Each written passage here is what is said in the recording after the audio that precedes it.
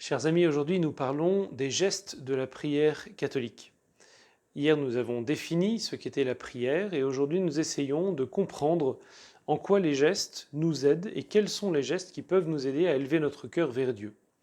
Nous avons beaucoup de chance, nous chrétiens, parce que nous avons une longue histoire et de nombreux saints qui nous ont montré comment prier. Ils cherchaient eux-mêmes à exprimer l'ardeur de leur amour vers Dieu et ils y sont parvenus en particulier grâce aux gestes. Nous avons ainsi de multiples gestes que nous pouvons utiliser. Le premier geste, je dirais peut-être le geste le plus ancien, c'est celui d'élever les mains au ciel. Déjà, les Juifs levaient les mains au ciel et les chrétiens, du coup, naturellement, ont repris cela. Ils élèvent les mains vers le ciel pour prier Dieu. Et ce geste, nous pouvons le voir, c'est souvent le prêtre qui utilise ce geste pour faire les prières. Et ce geste-là est donc très ancien.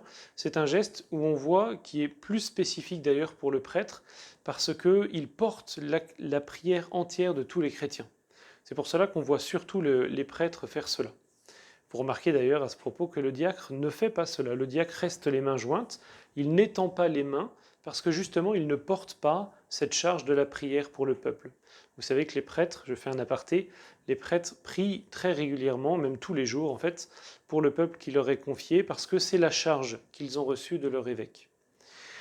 Nous avons d'autres gestes évidemment qui nous aident à prier, en particulier le geste de l'agenouillement. Lorsque nous sommes en présence de Dieu et de Dieu dans l'Eucharistie, en particulier sacramentellement présent, eh bien, il est de tradition de se mettre à genoux. Si on est trop âgé, eh bien, on peut simplement s'incliner. Mais voilà, le fait de se mettre à genoux, c'est de se reconnaître pécheur devant Dieu, reconnaître que Dieu est infini, que Dieu est présent partout, qu'il a une puissance inégalable et que nous sommes dépendants de lui. Nous avons besoin de Dieu.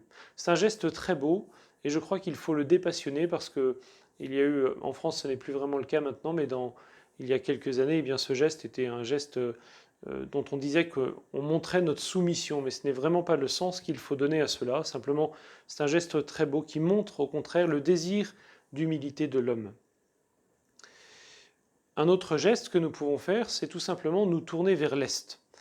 Traditionnellement, dans l'Église, eh bien, les chrétiens se sont tournés vers l'Est, non pas vers Jérusalem, comme on pourrait le penser, mais ils regardaient le soleil qui se lève. Et d'ailleurs, si vous pouvez faire un petit jeu, je dirais, lorsque vous allez dans vos églises, vous pouvez prendre une boussole, et a priori, normalement, à part s'il y a eu des complications dans la construction des églises, les églises sont orientées, c'est-à-dire qu'elles sont tournées vers l'Est.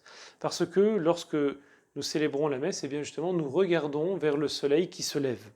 Et ce soleil levant, tous les jours, quotidiennement, eh bien, est le symbole de la résurrection du Christ.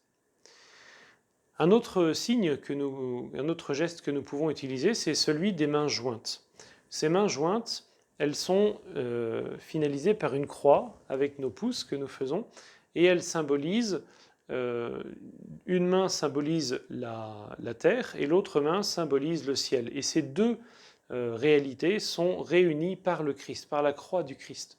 C'est pour cela qu'un servant d'autel, un prêtre, un clerc, enfin bref, toute personne qui entre dans le cœur, eh bien, peut se tenir comme ça, proche du cœur, pour signifier justement l'intériorité, le fait que Dieu est présent et que Dieu réunit le ciel et la terre. Enfin, la prière, les gestes du chrétien peuvent être également de se tenir debout. Vous savez que historiquement, il n'y avait pas de banc, pas de chaise, même pas d'agenouilloir dans les églises, parce que, un peu comme dans le temple de Jérusalem, les croyants se tenaient debout pour signifier leur adhésion. Lorsque le diacre ou le prêtre proclame l'évangile, nous nous mettons debout, nous nous levons pour signifier que nous adhérons à ce qui est proclamé. Voilà un autre geste. Alors il n'est pas contradictoire avec l'agenouillement, parce que nous pouvons pratiquer les deux, mais l'agenouillement se fait surtout lorsque Jésus est présent sacramentellement dans l'Eucharistie.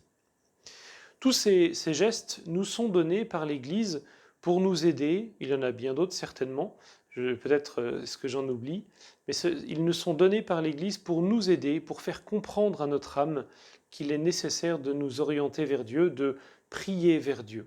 Utilisons ces gestes à bon escient dans les bons moments afin d'élever notre âme et de nous aider à prier Dieu avec un cœur sincère et pur.